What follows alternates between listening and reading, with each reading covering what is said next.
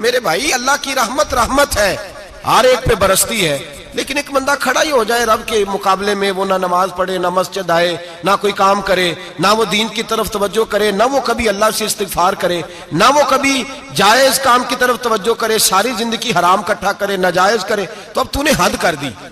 तेरे पास गजब आया नहीं, बल्कि तूने गजब को आवाज दी है। तूने अल्लाह के गजब को, बोलिए, अल्लाह के गजब को, गजब होना और होता है, और गजब को आवाज देना, बोलिए, गजब को आवाज देना, इनमें फर्क है मेरे भाई, याद रखें। हम आवाज देते हैं गजब को, गजब होता नहीं। देखें नबी करीम सल्लल्लाहु अलैहि वसल्लम, और ये हदीस आपने याद रखनी है, ये याद रखनी है। नबी पाक सल्लल्लाहु अलैहि वसल्लम ने ना बहुत कम लोगों को बेवकूफ कहा है। हमारे जमाने में तो आम लफ्ज है ना बेवकूफ कहना। अल्लाह के रसूल सल्लल्लाहु अलैहि वसल्लम ने बहुत कम लोगों को बेवकूफ कहा। मुस्नद इमाम अहमद बिन हंबल की हदीस है, नबी करीम अलैहिस्सलातु वस्सलाम ने फरमाया वो अहमक है, वो बेवकूफ है। नबी पाक फरमा रहे हैं, और मैंने कहा कम लोगों को हुजूर बेवकूफ कहते थे। नबी करीम अलैहिस्सलातु वस्सलाम ने फरमाया वो बंदा बेवकूफ है जो सारा दिन अल्लाह की नाफरमानी करता है और फिर भी रब की रहमत की उम्मीद करता है, तो बेवकूफ है।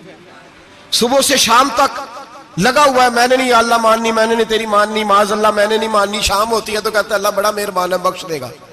तो बेवकूफ है, तू बेवकूफ है। तू बता ना क्या मजबूरी थी नमाज ना पढ़ने की? किसने तुझे गन पॉइंट पे कहा था हराम खाने को? और फला आदमी की तूने गीबत की तो तेरा उसमें क्या फायदा था? ये जो तूने सिर्फ 10 बंदों को हंसाने के लिए झूठा लतीफा सुनाया, इसमें तेरा क्या नफा था? तू सुबह से शाम तक नाफरमानी करता है, शाम को कहता है अल्लाह करीम है माफ कर देगा, अल्लाह मेहरबान है माफ कर देगा। उस्ताद मेहरबान होता है कि नहीं? फेल क्यों करता है इम्तिहान में? बोले उस्ताद बाप होता है ना, उसका दिल करता है शागिर्द फेल हो जाए, तो क्यों करता है? लेकिन शागिर्द ने ज्यादती की, उसने पढ़ा नहीं, उसने, मैंने कहा बाप आंकनामा लिखवाता है, मजबूर होकर लिखवाता है ना। ओ भाई याद, बड़ी प्यारी मिसाल मुल्ला रूमी लिखते हैं, कहते हैं मेरे गांव की एक बीबी थी, उस बीबी ने एक बछड़ा पाला हुआ था।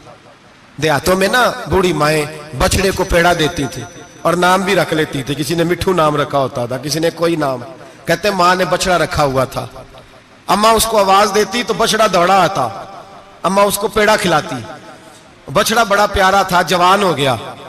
अम्मा इसलिए बछड़ा पाल रही थी कि जब बछड़ा बड़ा हो जाएगा तो हल के अंदर बच्चे उसे लगाएंगे, खेती में हल चलाएंगे।